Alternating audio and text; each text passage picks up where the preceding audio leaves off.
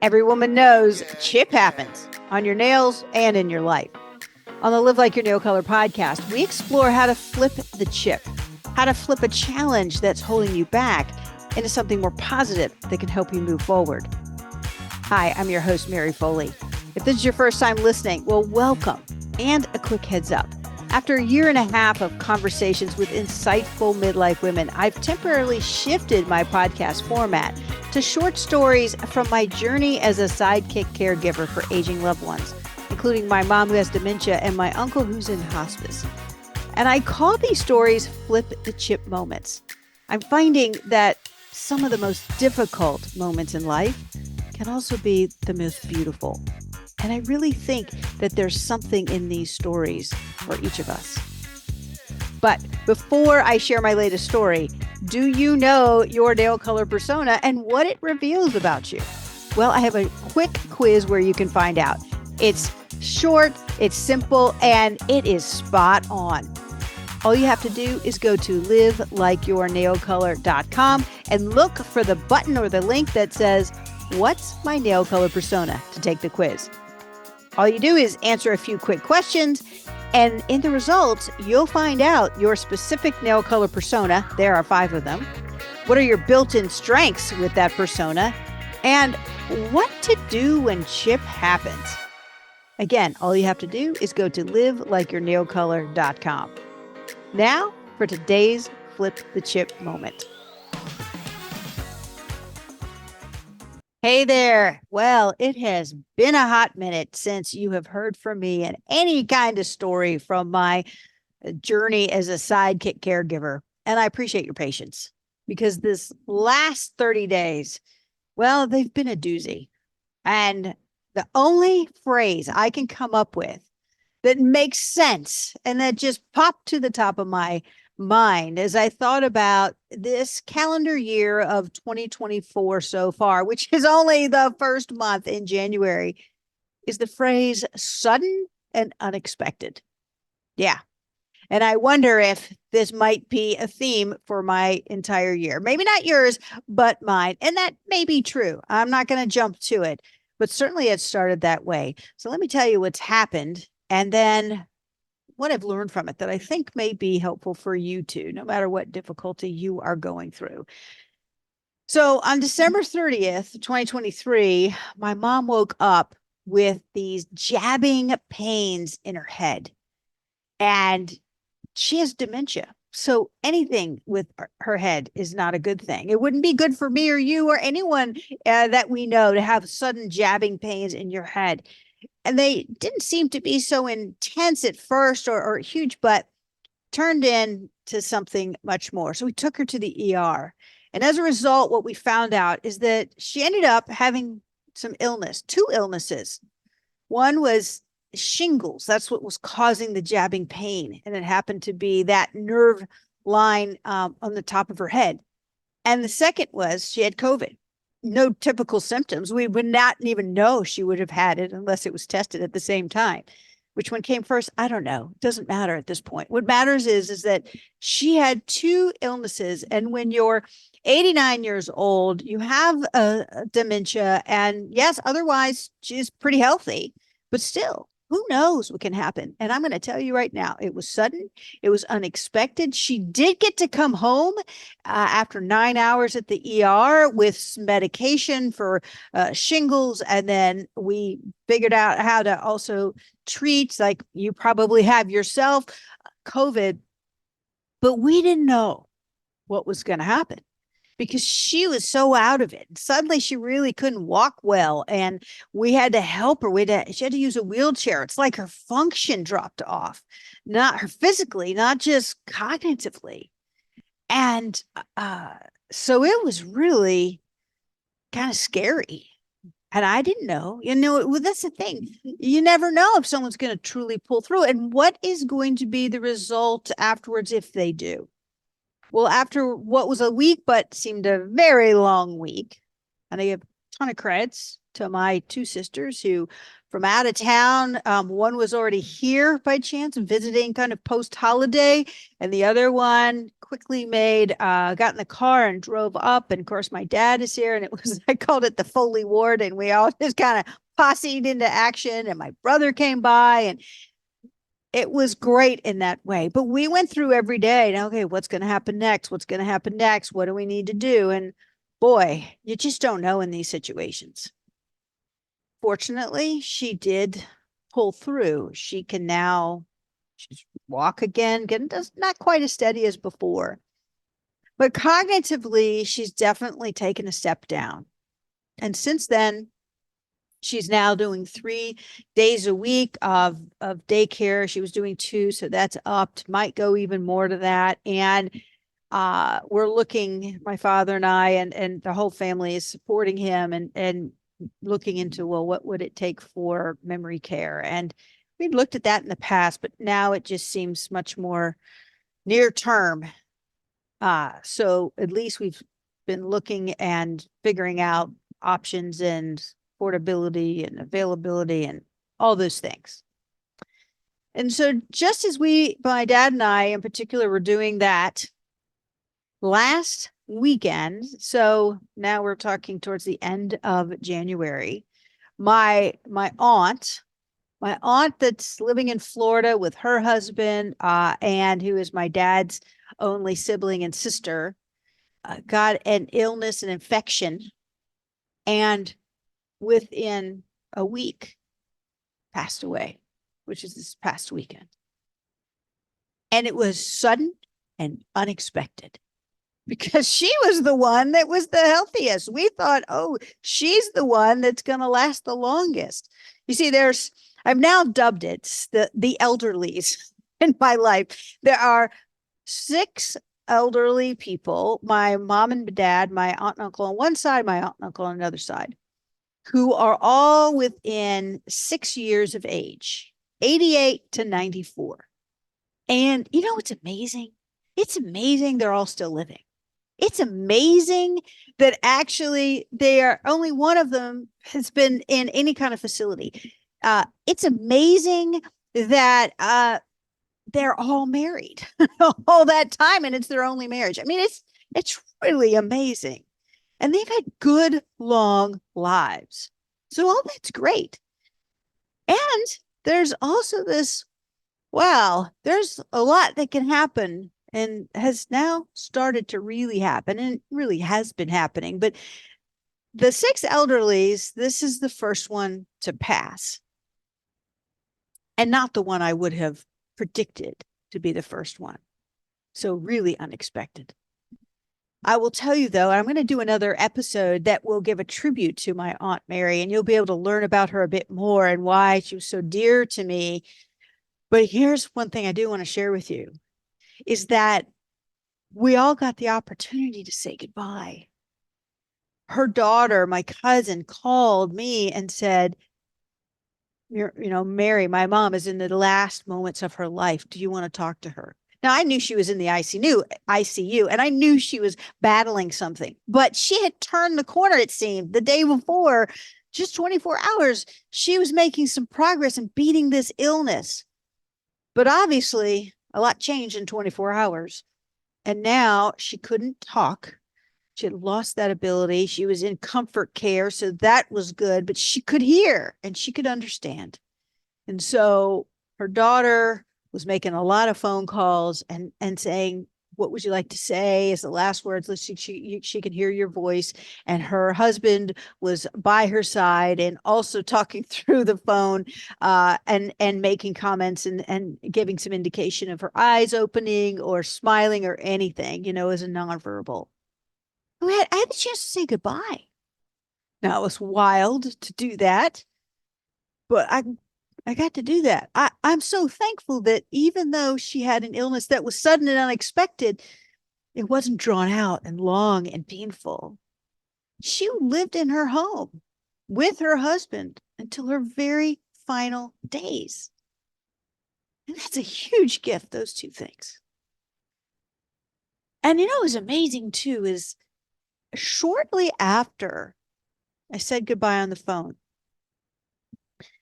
And my dad did, and also I did it with Bill as well, my husband. And then we're my dad and my mom and we're all standing there, and we're kind of now departing. It's towards the end of the day, and they said, "No, let's not have dinner together. We just need some time." I said, "Okay." I hug my mom goodbye. And I, wrap my arms around her and I say, "I love you," because, something more sudden and unexpected could happen. And she looks at me, even in her fog of cognitive decline. And she looks me in the eye and she says, "You're going to be all right. You're strong." How does she come up with this, right? How does this break through the fog happen? I don't know. But she could feel the emotion. And I do know emotions get through. And she was emotionally in tune and still is. But she could articulate that. She came up with that. And she just looked at me and said that. And I said, "Thank you." And I carry that with me. And I thought about, how can you flip the chip in this situation, right? Well, like many chip filled situation, you can't change what's happening. You can't, flip the pain of loss. You just can't. You have to go through it. And if you try to stamp it down and you try to deny it, then it'll come back up again, or it'll come out again in ways that may not be so as constructive. And so, I'm still in shock and I still get waves of emotion, and I let myself cry, or I let myself do whatever I need to do and release it and kind of move through me. So I can't stop that. And I would suggest, if you're going through a difficult time and you've got something that's really bothering you, whether it's the loss or the potential loss of a loved one, or the loss of any situation, loss can be all kinds of ways. Don't try to deny that it's a loss. It's a loss. Loss hurts. Things that don't hurt when you have a loss, they didn't mean that much to you. Still a loss. So, okay. But, it's a measure of how much that person or that situation meant something to you. So I'm not here at all to say, "Oh, Pollyannish, like flip the chip and everything will be fine. Isn't it wonderful she lived a long life? Isn't it wonderful you got to say goodbye? Isn't it wonderful that your mom is still with you?" Yes, yes, and yes. And I still feel a loss that's sudden and unexpected of my mom's ability, and also my aunt's presence at all. Or just not, I can't call her, talk to her, can't go see her. We were going to go see her next month, Bill and I. But I do think in this, what you can get, what you can flip, or how you can start to flip, how you can is and how what I'm focusing on is to find comfort and strength. And so when it comes to comfort comes in many ways, but a primary way for me in this time has been family and friends, and being able to talk to them, the texts I've received, the emails. In fact, right before making this recording, my friend Steph, whom I haven't talked to since before the holidays, decided to randomly call out of the blue. I want to say out of the blue. We didn't have it scheduled. She said, "Because you were on my mind." You know? And I said, I don't know if I can have time. I said, "Are you kidding, Mary?" I'm saying to myself, "Pick up the phone. There's a reason why she's calling." And she just listened, and I got to tell her what had happened. So thank you, Steph, if you're listening to this podcast. But there are many others I could thank too by name, who called and texted and still are. And I know that I can call because they've said anytime, and I'm going to need it. My family has been great. My siblings in particular. My dad, here he is. He's the brunt of the loss of two, his only sister, and now his wife, who it's the long goodbye. Short, long, sudden, unexpected one. The long road of saying goodbyes. I don't know. I think it's even more painful. But we don't necessarily get a choice. We have to deal with what's in front of us. And so where do you get the strength for that? Well, a lot of people think of me as very strong, and I'm grateful for that. I've worked on things like flip the chip. I've really tried to be intentional about my mindset and about decisions that even in life's difficulties that I can find a way of through that I can come out better, learn something, grow something. But I'll tell you, even with that strength, which is free will, so to speak, it's my decision, and I start to move towards something, or I focus on something, or I do some self-care, all those things. Okay. Those are my human choices.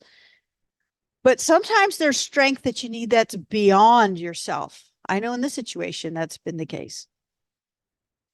And where I get that strength now more and more, and it has been a strength that I have been getting, but to be open and honest with you. And so I say this as a word of encouragement and a word of maybe prodding. I don't know, but I'm just getting very vulnerable and open.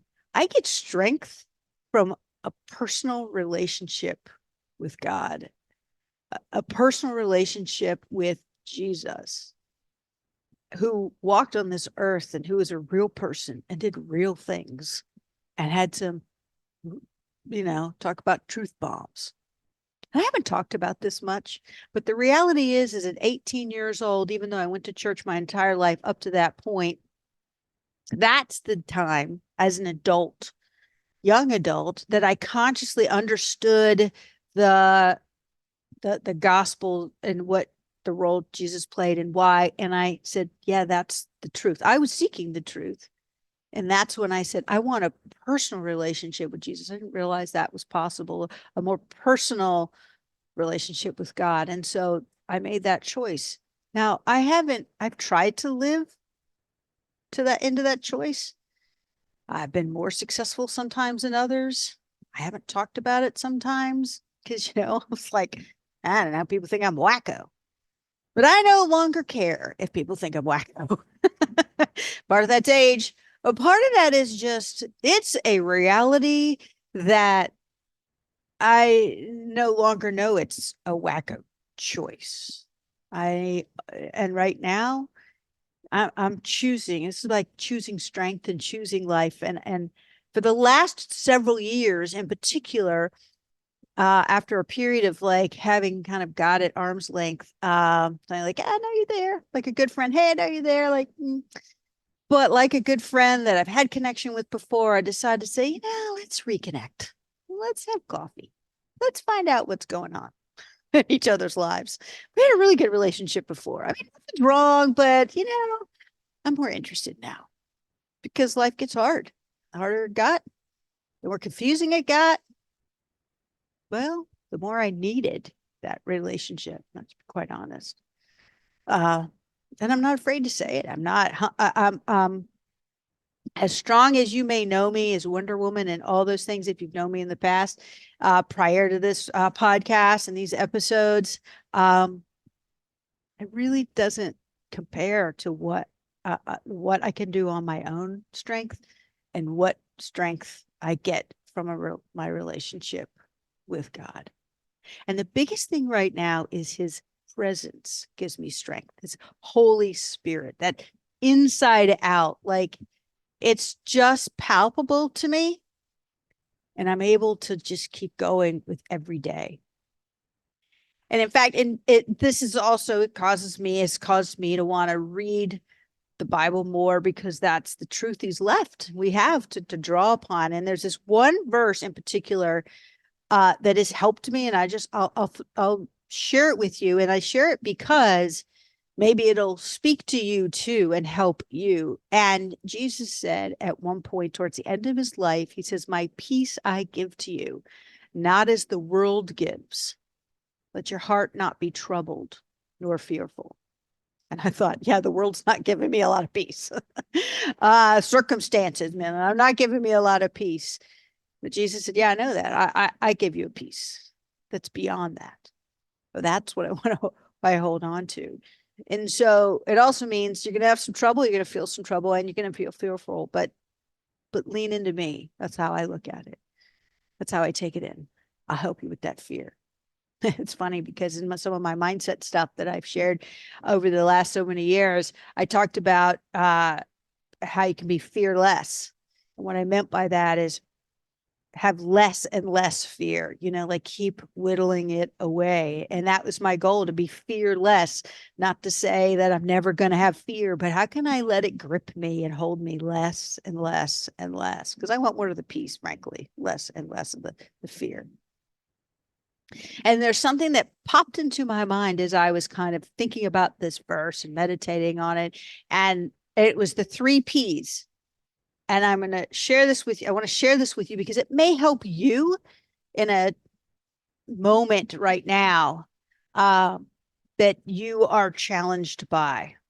And and as I go forward into 2024, I think it's going to be more and more important because I call it now, I told you, the 6 elderlies. And I have a sense that there may be more sudden and unexpected changes that are happening in my world. Here's the 3 P's. The first one is prayer, which is really about handing it over to God, talking to God about it, saying everything I need to say, crying, whatever, and then say, you got it. As if he doesn't know. But anyway, it's for me to say that and to do that. That's the first P, is prayer. The second is presence. I think that's important in my situation, to be present with the people, with the elderlies, and with other family members when they're going through something. I cannot change the outcome of their lives. They're going to die. I'm going to die. I can't change how it's going to go down, but I can be present with them. And I'm realizing the more and more I spend time around communities and places, facilities or otherwise, where there are people, let's say 80 plus years old, in all different kinds of conditions, one of the biggest things is they don't have a lot, family who are in their lives or other friends who are younger than them don't come to visit that often. There's not as much of a presence by other people that they've known and loved. So that's one, is presence. Just show up. And the third P is practical. I'm all about being practical. I love about doing practical things. It's mainly like, what are some small actions I can do to be of comfort to them, be of entertainment? That's maybe my specialty with my uncle. Do a small action, taking my mom on a car ride and just seeing things and letting her tell me the stories she's already told me in the past. Whatever it may be, a small action, bringing them something that I've homemade. And I thought about that those things could be true, those 3 P's in other areas of my life. So I'll say it again. The first P is prayer. The second, and that is just hand it over. The second P is presence, and that is show up. And the third P is practical, and that is do a small action. Yeah, because I'm going to have another sudden and unexpected thing happen in 2024. And you may too. But those 3 P's could really help, I hope. And they can help flip the chip. So with that, thank you again for listening. Thank you for being part of my journey. I hope it's been helpful to you. And I look forward to sharing another story about my sidekick care journey. Before you go, I wanted to tell you about a brand new program that I'm doing with my friend Yolanda Gray. And it might be something that you want to jump in on. It has to do with Lent. Now, oftentimes with Lent, we think about what we're going to give up, right? Chocolate, wine, complaining, I don't know, swear words. But what if this time you focused on giving up some of the busyness of your life, giving up some of the uncertainty and fear that you feel, maybe just giving up those habits that nag you again and again that don't make you feel so good. And maybe instead of really even focusing on giving up, you focused on giving in. What freedom? What if you focused on the freedom that you can find in Jesus Christ's love that he demonstrated as he walked to the cross? Well, that's what we're going to do in this program that we're calling 40 Days of Renewal. That is the 40 Days of Lent. And here's what we're going to do. There's a two-parter, really. The first part is that we're going to be using a devotional called Journey to the Cross by Paul David Tripp. I did this last year. It is so powerful. And what's cool about it is there's something to read every day, just a few pages with some really thought-provoking and heart-piercing questions. Frankly, what I did, and I'm going to do again, is write in the book of my responses and my thoughts and my insights and my ahas and maybe my odas about what I've read. That's the first part. So you have this guide for 40 days of Lent. And then we're going to do, though, as a group once a week, we're going to have a virtual gathering.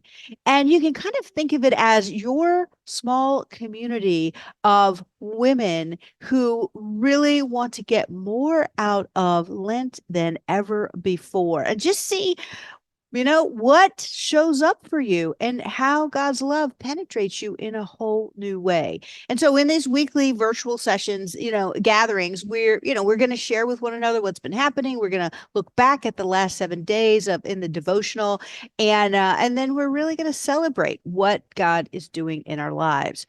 And so if this is like, oh my gosh, I've never done something like this before, I would love to do something like this with a group of Christian women, then I encourage you to check out all the information at 40daysofrenewal.com. That's 40daysofrenewal.com. And I will put that link in the show notes.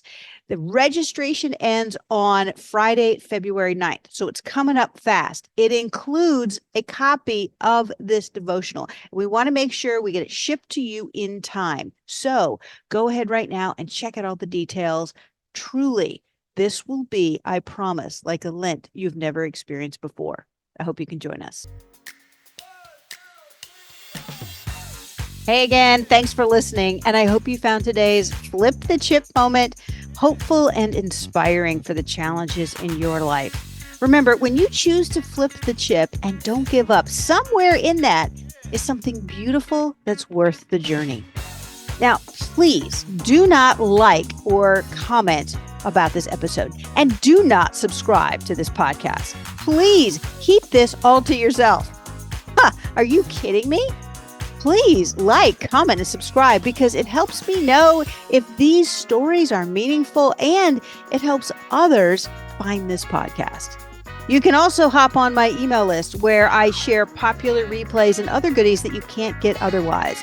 You just go to livelikeyournailcolor.com/notify to get on the list. That's livelikeyournailcolor.com/notify. Be with you again soon.